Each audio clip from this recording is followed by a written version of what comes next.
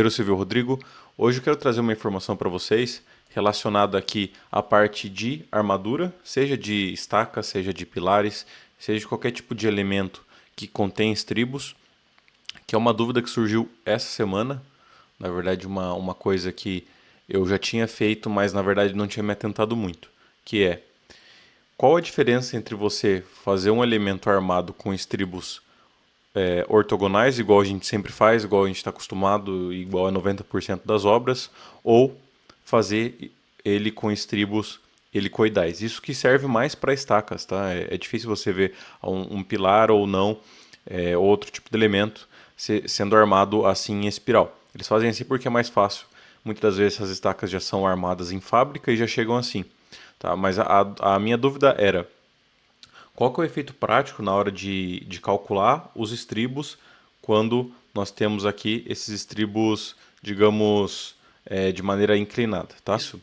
Eu tive que fazer uma literatura, uma revisão de literatura, e eu vim trazer para vocês algumas informações do o que muda nas considerações tanto na resistência do pilar ou não. Quando a gente tem, e aqui eu tento colocar, quando eu fazer aqui embaixo. Então aqui, se a gente tem uma estaca, ela muitas das vezes vai ser circular, tá? Ela pode ser quadrada também ou sem perfil, mas quando a gente fala em concreto, em estacas de concreto, geralmente é circular.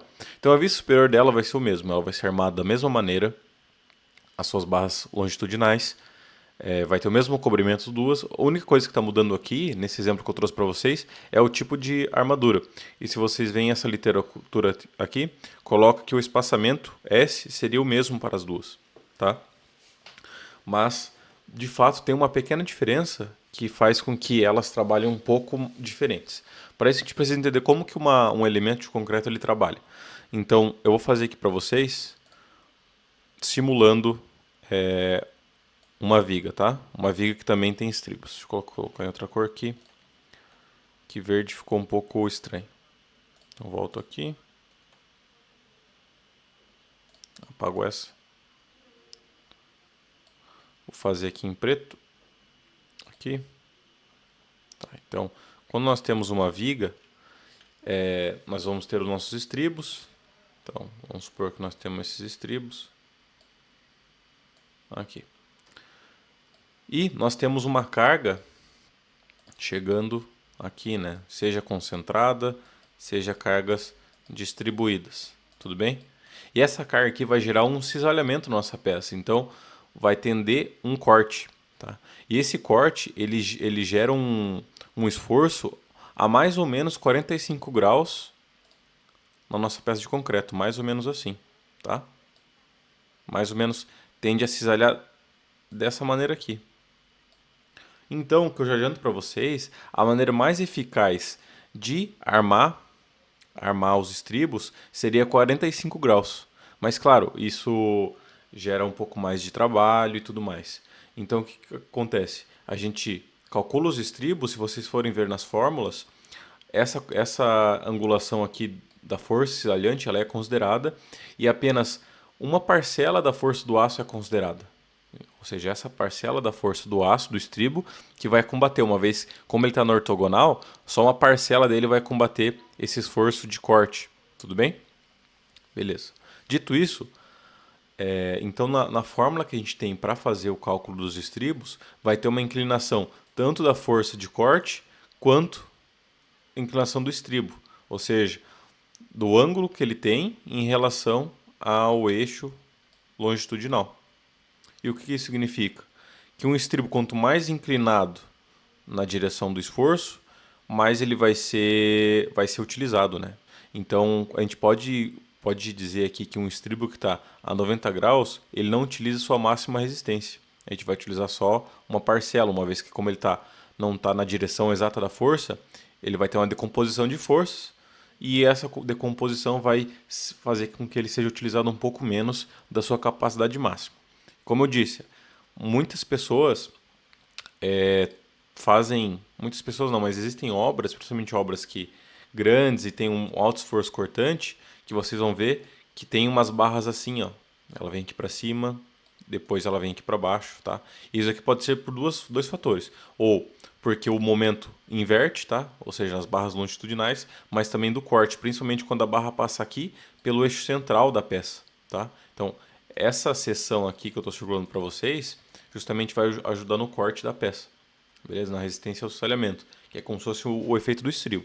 Como eu disse, de novo, quando fazemos os estribos na vertical, é justamente para otimizar a construção, a execução, e muitas das vezes, como a carga que é majoritariamente que é forçada a viga ou uma peça de concreto armado, não é o corte, tá?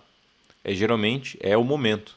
Então, o que faz o esforço predominante numa viga de concreto armado e uma construção é o momento. Então, o estribo aqui ele tem basicamente uma função, que é segurar as barras longitudinais e combater o mínimo de esforço de cortante, que não vai ser o pior caso dela, beleza? Então, olha que interessante. Depois de calcular estava calculando uma estaca. Depois de calcular a minha estaca e ver que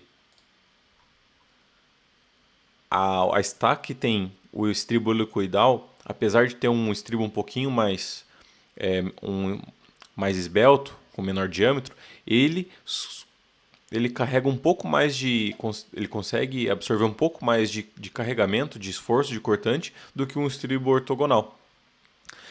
Aqui eu deixo para vocês